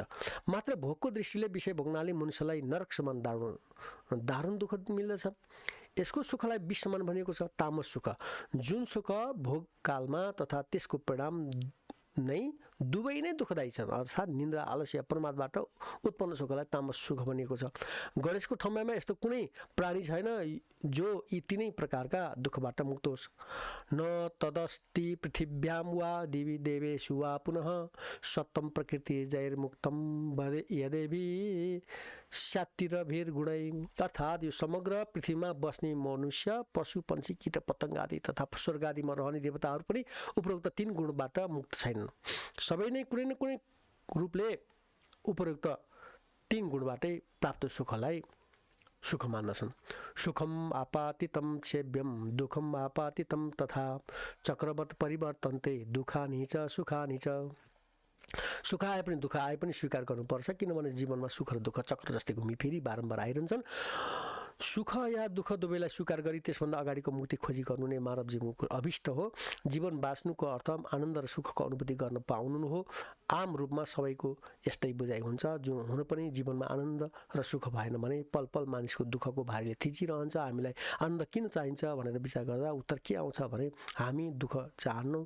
यस प्रकारले आकलन गर्दा हामी जीवनमा जे जति दौडधुप र परिश्रम गर्छौँ त्यो सबै सुखका लागि भन्दा पनि दुःखबाट मुक्तिका लागि केन्द्रित हुन्छ। मानिसको जीवनमा दुःख आइपरेन भने उसलाई आनन्द र सुखको आवश्यकता बोध हुँदैन। मानिस सन्तोषपूर्वक जीवन बिताउन सक्छ। यस प्रकार दुःख जीवनको वास्तविकता हो। दुःख नै हाम्रा तमाम क्रियाकलाप र दौडधुपको प्रेरक तत्त्व हो। तर दुःख मुक्ति केवल आनन्द र सुखको साधन एकत्रित गर्दैमा या तिनको उपभोग गर्दैमा सम्भव हुँदैन। हामी जीवनभर सुख र दुःखका साथमा मग्न रह्यौँ भने पनि त्यसले दुःख मुक्तितर्फ लग्दैन। बिएन स्वाल्विक कमलवीर आफ्नो कृति जीवनमा 3 गाथामा भन्छन्, दुःख जीवनको सत्य हो। हाम्रो सारा दौडधुपको पछाडि दुःख नै प्रेरणा हो। भौतिक सुख सुविधाले दुःखलाई किञ्चित पनि मेट्न सकिन्न। भनिएका जति छिटो हुन्छ त्यति छिटो मानिस दुःख मुक्तिको प्रयत्न आरम्भ गरिहाल्छ। गौतम बुद्धको शिक्षाको आधार 4 अरी सत्य हो, जसमा जीवनमा दुःख छ भन्ने सत्य अनुभवले देख्नु र स्वीकार गर्नु हो। जब जीवनमा दुःख छ भन्ने स्वीकार गरिन्छ तब मात्र त्यसबाट मुक्तिको बाटो खोज्ने उत्सुकता पैदा हुन्छ। दुःखको अस्तित्व स्वीकार नगरी दुःख मुक्ति सम्भव हुँदैन। जसरी रोगी व्यक्तिले म रोगी हुँ भन्ने स्वीकार नगर्दासम्म उपचारको उपाय खोजी हुँदैन, ठिक त्यसै गरी जीवनको एक सच्चाइ दुःख हो भन्ने बोध भइसकेपछि दुःखबाट मुक्तिको उपाय खोजी हुन्छ। नीतिकार भन्छन्, लोभ मूलानि पापानि व्याधयो रस मूलकाः स्नेह मूलानि दुःखानि त्रीणि त्यक्त्वा सुखी भवेत्। पापको मूल लोभ हो, रोगको मूल स्वादमा आसक्ति हो, त्यसै गरी दुःखको मूल स्नेह हो। 3 मूललाई त्यागेर मानिस सुखी हुन सक्छ। यद्यपि सुख नै जीवनको गन्तव्य होइन, सुख र दुःखको यथार्थलाई जानेर मुक्ति अभिलाषी हुनु नै जीवनको सार्थकता हो। किनभने अनन्तानि दुःखानि सुखम तृणालवोपवम नात सुखेषु बन्धीयात दृष्टि दुःखानुबन्धिषु। यो जगतमा दुःख अनन्त छ र सुख भने तृण जस्तै अल्प। त्यसैले सुखको पछि दुःख आउने जान्दा जान्दै मानिस सुखमा आसक्ति हुनु हुँदैन। दुःख अप्रिय र सहन गर्न असहज अनुभव हो। अत मानिसले हमेसी दुःख स्वीकार गर्न सक्दैन, चाहँदैन। यति मात्र होइन, दुःखको बारेमा सोच्न पनि चाहँदैन। बरु मानिस दुःखलाई टालटुल गर्दै नदेखे जस्तो नभएको जस्तो बहाना गर्दै रहन्छ। मनको स्वभाव बस प्रिय र सुखदायी कल्पनाहरूमा रमाइरहन्छ। यस प्रकार आत्मीयतामा फस्नाले मानिस स्वयं दुःख मुक्तिको मार्गमा अग्रसर हुन सक्दैन। उसलाई गुरुको आवश्यकता पर्दछ, जसले साधनाको मार्गमा मार्गदर्शन गरोस्। साधनाको क्षेत्रमा गुरुको भूमिका निकै महत्त्वपूर्ण हुन्छ। मनको स्तरमा घट्ने समस्त राग, द्वेष र मोहयुक्त घटना नैसर्गिक कार्यकारण भाव अनुसार घट्छन्। अधिकांश मनका गतिविधि हाम्रो बसमा हुँदैनन्। मनको विषयमा श्री प्राणनाथजीले पनि भन्नुभएको छ, मन ही बाधे मन ही खोले मन तम मन उजास ए खेल सकल है मन का मन ने चल मन ही को नाश। मन मैला मन निर्मल मन खारा तिखा मन मीठा यही मन सबन को देखे मन को किनहु न देखे। तारतम सागर किरन्तन प्रकरण 47 चौपाई 2-5। अर्थात् यो मन नै हो बन्धनमा पार्ने या मुक्त गर्ने, जीवनलाई अन्धकारमा धकेल्ने पनि यही मन हो र प्रकाशतर्फ लिएर जाने पनि यही हो। किनकि यो सृष्टि परमात्माको मनको सङ्कल्पद्वारा भएको हुँदा यहाँ मनको महत्त्व एवं प्रभाव धेरै छ। अतः आफ्नो मनलाई साधनाको माध्यमले परमात्माको श्रीचरणमा लगाउन साधकले अखण्ड आनन्द मोक्ष प्राप्त गर्छ। यदि मनको दास भएर संसारको सुख सुविधामा फस्यो, जीवन वा जगतको वास्तविकतालाई चिनेन, जानेन र ईश्वरलाई प्राप्त गरेन भने जन्म जन्म पर्यन्त दुःखरूपी अन्धकारमा फसिरहन्छ। यसलाई नै बद्ध बन्धन भनेको हो। अझै उहाँ भन्नुहुन्छ, हे साधकजन, हाम्रो यो मन अत्यन्त निर्बल पनि छ र अतिशय विकारयुक्त पनि छ। मनलाई बुद्धिसँग जोड्यो भने मन निर्मल भएर जान्छ। तर बुद्धि मनको इशारामा चल्न थाल्यो भने मनले जीवनमा विकार निम्त्याइदिन्छ। हाम्रा ज्ञानेन्द्रिय श्रवण, त्वचा, नेत्र, रसना, नासिका तथा कर्मेन्द्रिय वाक, पाणी, पाद, उपस्थ एवं पायुहरू अधिकांश मनसँग सम्बन्ध राख्छन्। यदि मन सजग छैन, होसमा छैन भने उपरोक्त इन्द्रियहरू पनि बेहोसी हुन्छन्। अत भौतिक व्यवहारमा होस या आध्यात्मिक जगतमा मनलाई होस सजग राख्नु अतीव आवश्यक हुँदछ। यसको लागि मन के हो यो जान्नु, बुझ्नु र सम्झिनु आवश्यक हुँदछ। हामीमध्ये अधिकांश मनको गतिमा दौडिरहेको हुन्छौँ, तर मनलाई बुझेका हुँदैनौँ, मनलाई साधेका हुँदैनौँ। साधनाको क्षेत्रमा सर्वप्रथम ध्यानको माध्यमले मनलाई साध्नु पर्छ। मन साधिएपछि मात्रै समाधिको आनन्द प्राप्त हुँदछ। पुनः खास गरी हामीलाई यस मनको सम्बन्धमा र जीवनको सम्बन्धमा यथार्थबोध हुँदैन। यही अबोध दशामा मनले व्यक्तिमाथि शासन गरिरहेको हुन्छ। अत गुरुको भूमिका साधकलाई उसको मनको दशाका बारेमा बताइदिनु र मनका गतिविधिप्रति सजग रहँदै मनको पर पुग्ने विधि बताइदिनु हो। दुःख मुक्तिको साधनाका क्रममा मनको शोधन गर्नु पहिलो प्राथमिकता हो। किनभने मन शुद्ध भएमा विचारहरूको कोलाहल कम हुन्छ र मनको पर पुग्न सहज हुन्छ। योग वासिष्ठमा दुःख मुक्तिको सम्बन्धमा विशद चर्चा गरेको पाइन्छ। दशरथ पुत्र रामले एक समयमा जीवनको दुःखमयता गहन रूपले अनुभूति गरेका थिए। महर्षि वाल्मीकि रामलाई उद्धृत गर्दै भन्छन्, नके नचिच्च विकृता इव संस्थिता बतमुडा वयं सर्वे जानाना अपि साम्बरम किमेतेषु प्रपञ्चेषु भोगा नाम सुदुर्भगा मधु मूर्धैव हि वयं मोहात् संस्थिता बद्ध भावना। यद्यपि हामी कसैबाट बेचेका छौँ, तथापि बेचेका प्राणी जस्तै परवश भएर बसेका छौँ। बडा खेदजनक कुरा त के छ भने हामीलाई दुःखमा तपाउने माया हो भन्ने जान्दा जान्दै हामी मूढवत आचरण गरिरहेका हुन्छौँ। हामीलाई मायाको हक्क छैन। यो संसाररूपी प्रपञ्चमा हामी जति अभागी प्राणी त्यो कुन वस्तु हो जसप्रति हामी व्यर्थ मोह र भ्रान्तिमा डुबेर अवस्थित छौँ।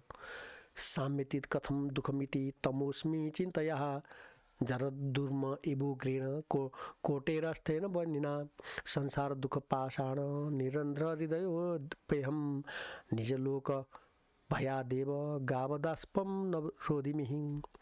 जसरी पुरानो वृक्ष आफ्नो अन्तसम्म रहने उग्र अग्निद्वारा जलेर समाप्त हुन्छ, उसै गरी हे मुनिश्रेष्ठ, मेरो यो दुःखबाट मुक्ति कसरी होला?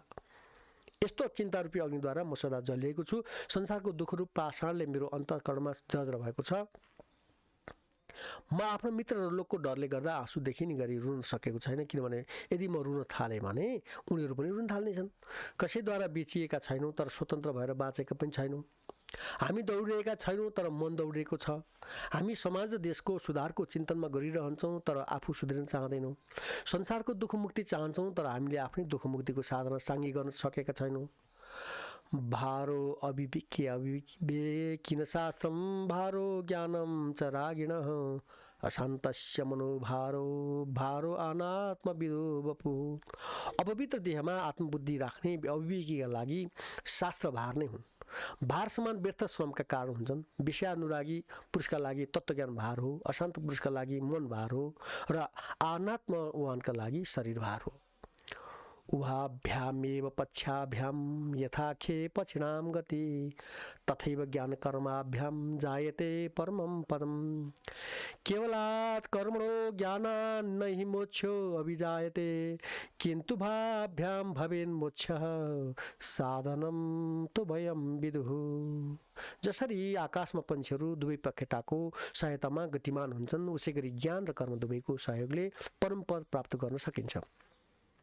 केवल कर्म या ज्ञानले मात्र मोक्ष प्राप्त हुँदैन, दुवैको एकसाथ अभ्यासले दुःखबाट मुक्ति हासिल हुन सक्दछ। शिव संकल्पमस्तु। शिव संकल्पमस्तु। मानिसको मनमा हरेक पल विचारहरू खेलिरहेका हुन्छन्। ती हरेक विचारको गुणस्तर फरक फरक हुन्छन्। सकारात्मक विचार शरीर, मन र आत्माका लागि स्वस्थकर हुन्छन्। नकारात्मक विचार अस्वस्थकर हुन्छन्। जन्म, पृष्ठभूमि, शिक्षा, वातावरणका कारण विचार प्रभावित हुन्छन्। यी कारणले कतिपय मानिसहरूमा हरेक घटनाको अँध्यारो पक्ष देख्ने, नकारात्मक कुरा मात्रै गर्ने बानी बसेको हुन्छ। यो बानी स्वस्थ जीवनका लागि ज्यादै हानिकारक हुन्छ। यस्तो बानी जति सक्दो छिटो परिवर्तन गर्नु नै श्रेयस्कर हुन्छ। पवित्र ग्रन्थ वेदले भनेको छ, जब मनमा कुनै सङ्कल्प गर्छौँ भने शिव सङ्कल्प गरौँ, कल्याणकारी सङ्कल्प गरौँ। अरूले दुःख दिएका, अपमान गरेका, असफल हुन परेका परिस्थितिलाई याद गरेर राखेर दुखी भएर नकारात्मक सङ्कल्प गर्दै नगरौँ। अकल्याणकारी सङ्कल्पले मानिस क्रमशः मनोरोगी हुन थाल्छ। हर हालतमा आफ्नो चिन्तनको धारा उच्च बनाऊ। क्रियाभन्दा चिन्तन सदा उच्च हुन्छ र चिन्तन गर्दा गर्दै जहाँबाट चिन्तन हुन्छ त्यो परमात्मामा विश्रान्ति हुन थाल्छ। यही शान्ति हो, यही आनन्द हो।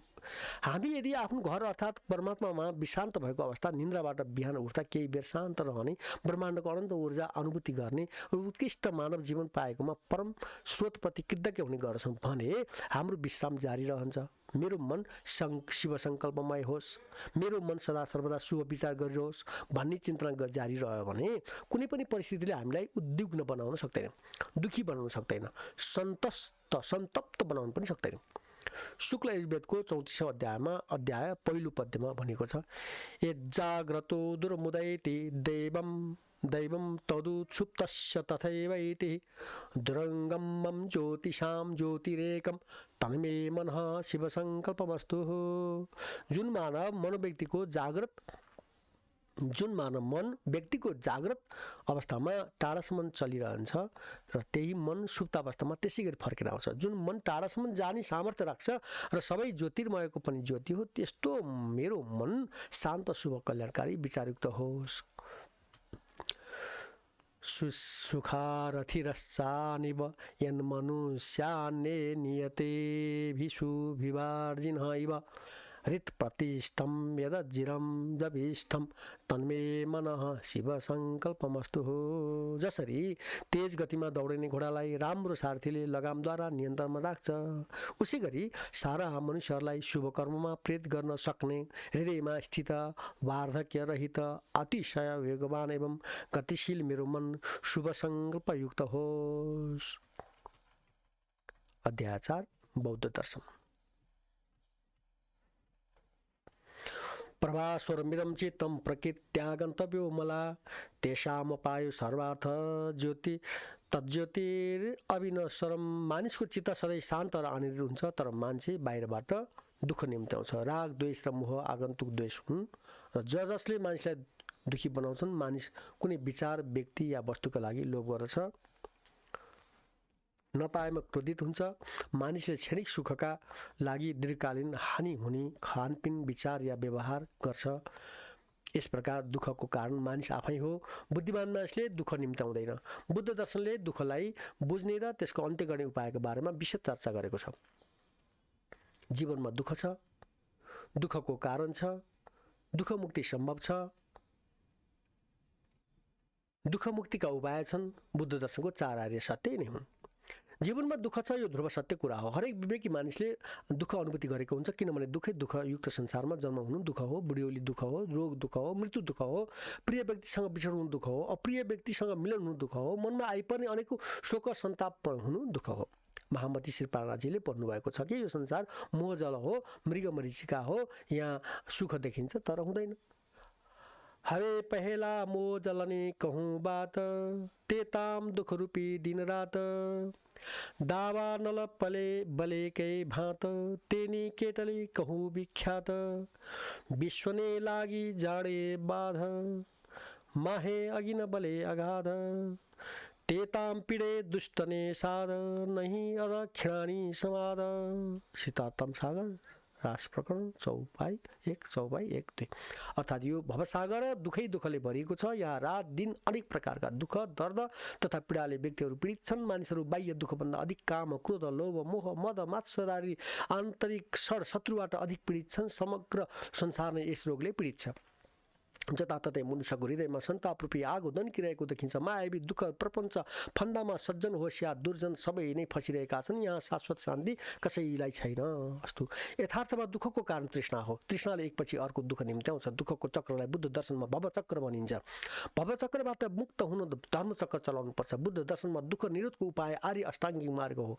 यो मार्गमा शील, समाधि र प्रज्ञा 3 मुख्य साधना हुन्। दुःख मुक्त हुन चाहने साधकले पहिला शील पालना गर्नुपर्छ। शील अर्थात् सम्यक वचन, सम्यक कर्म, सम्यक आजीविका र सम्यक प्रयत्न। समाधि अर्थात् सम्यक स्मृति र सम्यक समाधि, र प्रज्ञा अर्थात् सम्यक दृष्टि र सम्यक संकल्प। शील, समाधि र प्रज्ञा आर्य अष्टाङ्गिक मार्गका 3 स्तम्भ हुन्।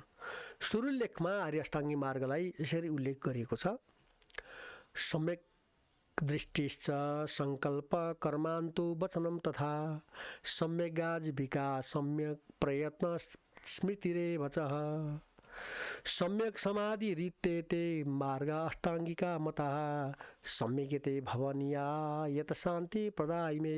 शील शुद्ध भएपछि नै मानिस आध्यात्मिक जीवनमा प्रवेश गर्न सक्छ। शील शुद्ध भएको साधक ध्यानको अभ्यास गरेर अन्ततः समाधि र समता अनुभूति गर्न सक्छ। समताको अवस्थामा सत्य साक्षात्कार हुन्छ, ज्ञानोदय हुन्छ। बुद्ध दर्शनमा यसलाई नै प्रज्ञा जागृत हुनु भनिन्छ। बुद्धले बताएको मार्गमा अग्रसर हुनु रुचि राख्ने साधकले पहिला पञ्चशील पालनको अभ्यास गर्नुपर्छ। हिंसा नगर्नु, चोरी नगर्नु, झुटो नबोल्नु, यौन व्यभिचार नगर्नु, मादक पदार्थ सेवन नगर्नु।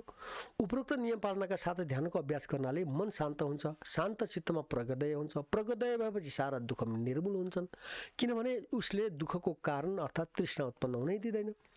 संवेदनालाई साक्षी भावले हेर्ने, त्यसलाई प्रज्ञा जगाउने अभ्यास बुद्ध दर्शनको अप्रतिम साधना हो। दुःख मुक्तिका निम्ति यो जति प्रभावकारी अभ्यास अध्यात्म दर्शनमा विरलै पाइन्छ। दुःख मुक्तिका निम्ति यो जति प्रभावकारी छैन। प्रज्ञोदय भएपछि साधकले सबै कुरा अनित्य छ, दुःख स्वरूप छ, अनात्म छ भन्ने साक्षात्कार गर्छ। प्रज्ञाको आलोकमा अज्ञानको अन्धकार नष्ट हुन्छ। संसारका सारा व्यक्ति, वस्तु वा विचारप्रति तृष्णा मेटिन्छ। वित्त तृष्णा पनि व्यक्ति कहीँ पनि अहङ्कार ममकार गर्दैन र सुख र दुःखको बन्धनबाट माथि उठ्छ। तृष्णा नष्ट भइसकेपछि अर्को जन्म हुँदैन। साधक सदाका लागि दुःखमुक्त हुन्छ। बुद्ध दर्शन समग्रमा दुःख मुक्तिको दर्शन हो। बुद्धका शिक्षाहरूको सार चित्त शुद्ध बनाएर दुःखमुक्त हुने मार्ग दर्शन गर्नु हो। सब्ब पापस्सकरणं कुशलस्य उपसम्पदा सचित्त पर्योदपनं एतं बुद्धान शासनम। धम्मपद बुद्धवग्ग। कुनै पनि पाप नगरौँ, अरूको सेवा गरेर पुण्य सञ्चय गर्दै रहनु र चित्तलाई शुद्ध बनाइराख्नु बुद्धको उपदेशको सार हो। प्रत्युत समुत्पादले कसरी धर्मचक्र चलाउने भन्ने सिकाउँछ। प्रत्युत समुत्पाद कुनै कारणले केही घटना जन्माउँछ भन्ने सिद्धान्त हो। यो कार्य कारणको श्रृङ्खला हो। अज्ञान हुँदैन थियो भने कर्मको संस्कार हुँदैन, संस्कार नभए विज्ञान हुँदैन। प्रत्युत समुत्पादको मुख्य कडी वेदनाका कारण तृष्णा पैदा हुन्छ भन्ने हो। जब मानिसका मनमा कुनै कुराको विचार आउँछ तब कुनै न कुनै संवेदना पैदा हुन्छ। संवेदनाले तृष्णा जन्माउँछ, तर विपश्यनाले साधकमा संवेदना अनुभूति गराउँदछ। साधक हर संवेदनालाई साक्षी भावले हेर्न थाल्दछ, जसले गर्दा तृष्णा उत्पन्न हुनै पाउँदैन। बरु प्रज्ञा जाग्छ, ए मेरो मनमा यस्तो तृष्णा पैदा हुन खोजेको रहेछ भन्ने उसलाई थाहा हुन्छ। यस प्रकार साधकले तृष्णाका कारण आउने दुःख पहिल्यै रोकिदिन्छ। दुःखका कारण हिन्दू दर्शन अनुसार मानिसका सबै दुःखको कारण काम, क्रोध, लोभ, मोह र अहंकार हुन्। यी 5 भावको निन्दा गरेर शास्त्रहरू खचाखच भरिएका छन्। सन्त महात्माहरू यिनी भावको आलोचना गरेर प्रवचन गर्छन् कि कति कारणले यी भाव मानिसका निम्ति दुःखदायी छन् भनी यो अध्यायमा चिरफार गरिनेछ। काम सृष्टिको मूल केन्द्र हो। काम अत्यन्त शक्तिशाली ऊर्जा हो। अधिक शक्तिशाली भएको हुँदा मानिस कामलाई आफ्नो वशमा राख्न असफल हुन्छ। काम वासनाले मानिसलाई नियन्त्रण गर्छ। यस प्रकार काम वासना शिरमा हावी हुनु जीवनमा तमाम दुःखको कारण भइदिन्छ। क्रोध असहमति वा अधिकार दाबी गर्ने स्वाभाविक गुण हो। लोभ जीवनमा केही हासिल गर्ने प्रेरणा हो। मोह त्यो अदृश्य बन्धन हो जसले परिवारलाई बाँधेर राख्छ। अहंकार कुनै उपलब्धि वा प्राप्तिको प्राकृतिक फल हो। यी मानवीय भावको आफ्नो स्थानमा विशिष्ट महत्त्व छ। सही उपयोग गर्न सके यी भावले जीवनलाई पोषित गर्ने गर्छन्, तर यी भावको सही उपयोग गर्न सहज छैन। मानिस यी भावको वशीभूत हुन्छ, जीवनमा दुःखै दुःख निम्ति आउँछ। सारा दर्शन, शास्त्र एवं सुविचार व्यक्ति आफ्नो भावनाको दमन गरोस् भन्ने सिद्धान्तमा आधारित छन्। काम, क्रोध, लोभ, मोह र अहंकार यति तिरस्कृत भएका छन् कि यी मानवका भाव नभएर कुनै अर्को लोकबाट आयातित जस्ता लाग्छन्।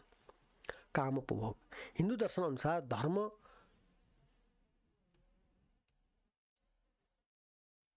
अर्थ, काम, मोक्ष जीवनका 4 पुरुषार्थ हुन्। मोक्षको धर्मसँग प्रत्यक्ष सम्बन्ध छ। तर व्यावहारिक ढङ्गले हेर्दा सबै प्राणी केवल धर्मको आश्रय लिएर त्यसै अनुसार आचरण गरी मोक्ष प्राप्त गर्न सक्दैनन्। अत काम र अर्थको उपयोग गर्नु आवश्यक हुन्छ। चाणक्यले भने व्यक्ति संसारमा रहेर समस्त ऐश्वर्य प्राप्त गरोस्, उपभोग गरोस्, तर धर्मानुकूल ढङ्गले मानिसको रागात्मक प्रवृत्तिको नाम काम हो। रागले अन्ततः रोग पैदा गर्छ। रोगले जीवनको आध्यात्मिक एवं भौतिक गरिमा समाप्त गरिदिन्छ। गीताको 6औं अध्यायमा श्रीकृष्ण भन्छन्, हे पार्थ, शुभ अर्थात् पुण्य कर्म गर्नेवाला कोही पनि मनुष्यको दुर्गति हुँदैन, चाहे यो लोकमा होस् या परलोकमा। उसको यो लोकमा न यो लोकमा न परलोकमा विनाश हुन्छ, किनभने कल्याणकारी काम गर्ने कुनै पनि मानिसको कहिले दुर्गति हुँदैन।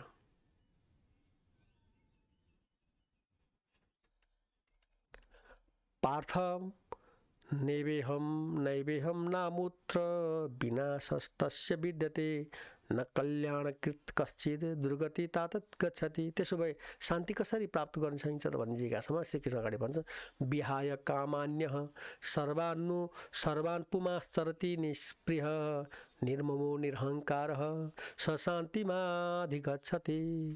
जो व्यक्ति कामना त्याग र निष्प्रिय हुन्छ र ममता तथा अहंकार छोडिदिन्छ त्यसैले शान्ति प्राप्त गर्छ। अध्यात्म ग्रन्थहरूमा बारम्बार यही आशयका सन्देश पाइन्छन्। व्यासजी भन्छन्, भौतिक सुखको कामनाले मानिसलाई आजभन्दा भोलि झन्झन अन्धुप बनाइदिन्छ। जबसम्म कामना रहन्छन् जीवनमा दुःखै दुःख बढिरहन्छन्। सुखको दर्शन सपनामा पनि हुँदैन। गीताले कामलाई नरकको द्वार भनेको छ। कामले मानिसमा आसक्ति बढाउँछ र आसक्तिले उसलाई भौतिक संसारसँग बाँधि राख्छ। आत्मानुसन्धानको विषय उसको प्राथमिकता बन्न सक्दैन। श्रीकृष्ण भन्छन्, त्रिविधम नरकेस्येदम द्वारम नाशनमात्मनः कामः क्रोधस्तथा लोभस्तस्माद्दे तत्तरयम त्यजेत। हे अर्जुन, नरकका 3 द्वार छन्। ती हुन् काम, क्रोध, लोभ र लोभ। मानिस जति नरकका द्वारको समीप स्थानमा जान्छ उति आत्माको पतन हुँदै जान्छ। जो व्यक्ति शरीरमा नै आसक्त हुन्छन् तथा मन, वचन र शरीरबाट रङ्ग तथा रूपमा सर्वथा लीन रहन्छन् ती व्यक्तिले सधैँ दुःख पाउँछन्। भारतीयहरूले वैराग्य नीति र श्रृङ्गार शतकमा काम तृष्णाले व्यक्तिलाई कहाँसम्म उद्विग्न र दुखी बनाउँछ भन्ने सुन्दर पद्यमा उल्लेख गरेका छन्। भारतीयहरूको यो प्रसिद्ध पद्यले एउटा मरस्मर्शी कथा स्मरण गराउँछ।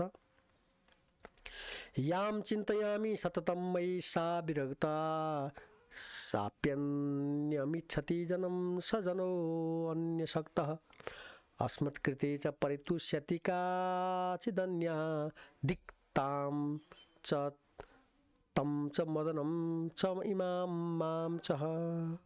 भर्तृहरि भन्छन् रानी पिङ्गला जसलाई म सदा चाहन्छु तर ऊ मलाई चाहन्न। ऊ पुरुष दरबारको सुरक्षा गर्ने सुरक्षाकर्मीलाई चाहन्छे। विडम्बना यो हो कि रानीले प्रेम गर्ने सुरक्षाकर्मी रानीलाई चाहँदैन। ऊ सहरकै एक वेश्यालाई चाहन्छ। वेश्या उक्त दरबारी पुरुषलाई चाहन्न, बरु मलाई चाहन्छे। त्यो रानीलाई धिक्कार छ, त्यो प्रहरीलाई धिक्कार छ, त्यो सब गर्ने कामदेवलाई धिक्कार छ। यस्तो घृणित चाल नबुझ्ने मलाई पनि धिक्कार छ। रानी पिङ्गलाको विश्वासघात देखेर राजा भर्तृहरिलाई ज्यादै आत्मग्लानि भयो र रानीको छलपूर्ण व्यवहार र कपटप्रति अत्यन्त घृणा पैदा भयो। एक जबरजस्त घटना झड्का लाग्यो। उनका आँखा खुले। उनले प्रष्ट देखे संसारको प्रेममा सार हुँदैन। उनलाई संसारबाट विरक्ति भयो। संसारी भोगविलासप्रति वितृष्णा पैदा भयो। उनी तपस्या गर्न हिँडे। लामो तपस्यापछि उनले वैराग्य नीति श्रृङ्गार शतक लेखे। त्यो हरेक शतकमा दुःखका कारण काम तृष्णा हो, त्यसबाट बस्ने उपाय वैराग्य हो भन्ने उल्लेख गरेका छन्। वैराग्य शतकमा भर्तृहरि अगाडि लेख्छन्, भोगान भोक्ता वयमेव भोक्तास्तपो न तप्तं वयमेव तप्ताः कालो न यातो वयमेव याता तृष्णा न जीर्णा वयमेव जीर्णाः। जति भोगे पनि हामीले विषयहरू भोग्न सक्दैनौँ, विषयले नै हामीलाई भोग गरे। हामी तप गर्न सक्दैनौँ, तपले नै हामी तपायो। काल व्यतीत भएन, बरु हामी नै व्यतीत भयो। तृष्णा कमजोर भएन, बरु हामी नै कमजोर भएर समाप्त हुन लाग्यौँ। भोगले अन्ततः रोग पैदा गराउँछ, भय पैदा गराउँछ, दुःख पैदा गराउँछ। भर्तृहरि अगाडि भन्छन्, भोगे रोगे भयं कुले च्युति भयं वृत्ते निपालाद भयं माने धान्य भयं बले रिपु भयं रूपे जराया भयं शास्त्रे बाध भयं गुणे खल भयं काले कृतान्ताद भयं सर्वं वस्तु भया नितम भुवि नृणाम शम्भो पदम निर्भयम। भोगमा रोगको भय, उच्च कुलमा उत्पन्न भएका कुलच्युतिको भय, धन आर्जन गरे राज्य करको भय, मानमा दीनताको भय, बलमा शत्रुको भय, सौन्दर्य भयमा वृद्धत्वको भय, शास्त्रज्ञ हुँदा वाद विवादको भय, गुणवान भए दुष्टहरूको भय, अनि जीवन रहँदासम्म यमराजको भय। यो संसारमा रहँदासम्म यो वा त्यो भयले मानिसलाई घेरिरहन्छ। निर्भय केवलम भगवान शम्भुको शरणमा अनुभूति गर्न सकिन्छ। संसारमा दुःखै दुःख व्याप्त छ। विवेकी व्यक्ति समस्त आशा र तृष्णा त्यागेर दुःख सागर पार गर्छन्। भर्तृहरि भन्छन्, आशा नाम नदी मनोरथ जला तृष्णा तरङ्गा कुला राह ग्राहवती वितर्क विहगा धैर्य ध्रम ध्वंसिनी वर्त मृदुस्तराति गहना प्रोत्तंग चिंता तटी तस्या पारगता विशुद्ध मनसो नन्दन्ति योगीश्वरा।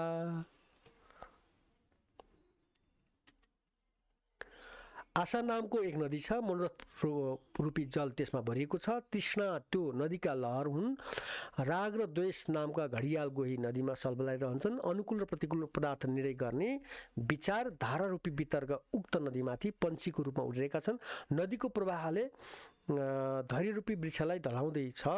मोहरूपी भमराहरू डरलाग्दो गरी भुनभुन गरिरहेका छन् र ठुला चिन्ताहरू जसका किनारा छन्। यस्तो नदी पार तर्ने शुद्धान्तकरण युक्त योगीश्वरहरू नै आनन्द अनुभूति गर्छन्।